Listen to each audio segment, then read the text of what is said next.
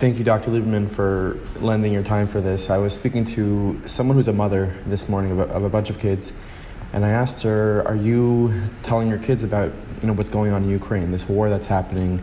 And she said, "No, I have a kid who's more anxious. I don't want to say anything about it." I said, "Well, what happens when that kid goes to school and somebody says something there and they come home curious? Then what?" And she's like, "Then I don't know." So I thought there's nobody better to sort of give input on this than you, Dr. Lieberman. There is a war going on in the world.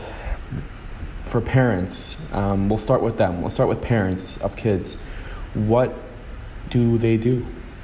What do they say? Do they say anything? Say, asking an excellent question, and it's like this: whether you're talking about a war, or you're dealing about any calamity or tragedy or trauma, and the first thing you want to do is make sure that you clear up any misconceptions. So, meaning, if your child comes to you and says, hey, what's going on? The first thing you want to ask your child is, what are you already aware of? And sometimes, maybe someone in school said something that's completely not true, that someone dropped an atomic bomb or whatever it is. So, whenever your child comes to you, first thing to do is clear up misconceptions. The second thing to keep in mind is, even before that, is you got to know your child. And we're talking about not just age, but also temperament. So if you have a kind of child who they hear, oh, war's going on, and they want to hear all the details, and they're so excited, and they're eating this cereal while they're listening to it, that's one kind of kid. If you have another kind of child who, excuse me, hears the word war, and they start getting very nervous and get ready, you have to deal with entirely different.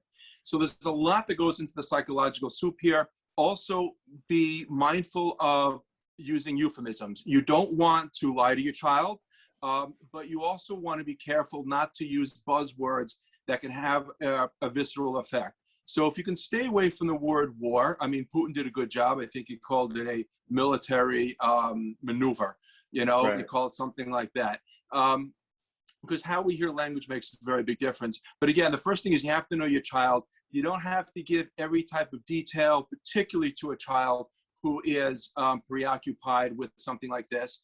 And bear in mind, too, that modeling is important. How your child sees you dealing with it will, to a large extent, determine how they're going to deal with it. Okay, so are there any things that should not be said by and large to any children, whether my kid is more anxious or he's eating his cereal watching the news of explosions? Is there anything that should not be said?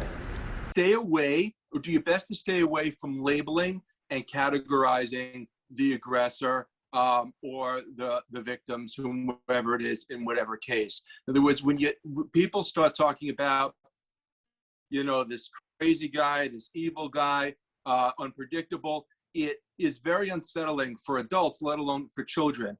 So you want to stay away, and also, remind your children. The pasuk says that the hand or the hearts of kings are in the hand of Hashem. So, all of this was in the backdrop of B'tachon. And remind your children that regardless of what's going on, again, they're going to feed off of you. So if you're like, yeah, you know what? This country went into this country and they want to get some land back, then okay, Baruch Hashem, this is Hashem's world. When you put it into the proper context, they're going to hear it and feel about it entirely different. But it's important, again, to avoid demonizing, as tempting as it may be, anybody, because that only can sort of fan the flames of concern and worry.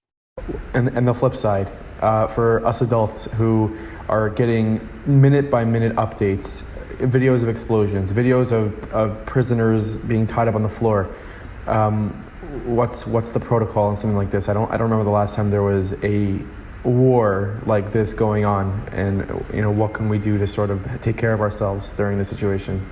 Right, so what you just said, I had not heard about for very good reason. That I am not on my phone, I'm not on the news. I'm certainly aware that there is an incursion going on, call it what you will, an invasion, a war.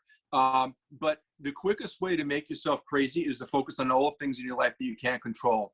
And we think, and it's a horror really that tricks us into believing that the more information we get, the more calm we're going to be. So you get these sort of news junkies and people who, are very much interested in the latest and the updates. But I got to tell you, and we know from our own experience, it will just make you that much more anxious. And quite frankly, Baruch Hashem, this doesn't generally throw me off in the first place. But even that notwithstanding, I still don't spend my time looking into it, because we should have a knowledge about what's going on in the world, but all these details, all this information, what happens is neurologically, it's processed in the mind as if it's happening in real time and space. So every tragedy, every trauma, everything that goes on, every calamity, every earthquake, whatever, to the brain, to the nervous system, it's as if it's experiencing it in real time. So, we don't realize the degree to which it wears on us emotionally and mentally and cognitively and physically and certainly spiritually. So what we can do is perhaps take a little bit of a news fast. Be aware, of course, be informed, but you don't have to absorb yourself in every single detail. It's just not healthy. Okay, Dr. Lieberman, thank you so much. I think this will be very helpful, especially in this time. Hopefully people can make the right decisions when it comes to themselves and their kids, and make sure everyone's in the right state of mind. So thank you so much for giving us your time.